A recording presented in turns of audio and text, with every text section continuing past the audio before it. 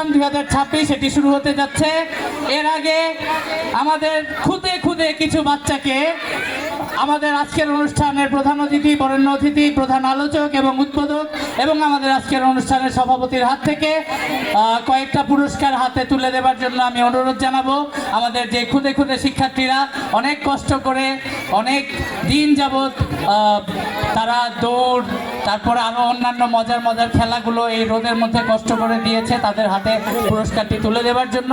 এবং যেই মূল আকর্ষণ আমাদের থাকে সবসময়, যার কারণে সব সময় বিগত 18 বছর ধরেই পুরো ভবানীপুরবাসী এক কথায় স্বীকার করে, প্রিপারেটরি ল্যাবরেটরি একাডেমির প্রোগ্রামই ভবানীপুরের ইতিহাসে প্রতি বছরই সর্বশ্রেষ্ঠ প্রোগ্রাম হিসেবে পরিণত হয়।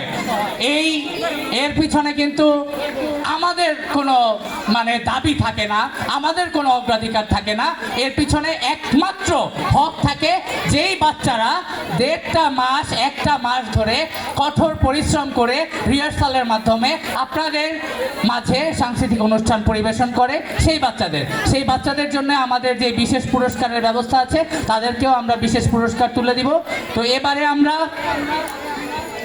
আমাদের পদ্মা দলের হাতি উড়ে পাখি উড়ে খেলার শাকিল খা যে প্রথম হয়েছে, তাকে মঞ্চে আসবার জন্য অনুরোধ জানাচ্ছি।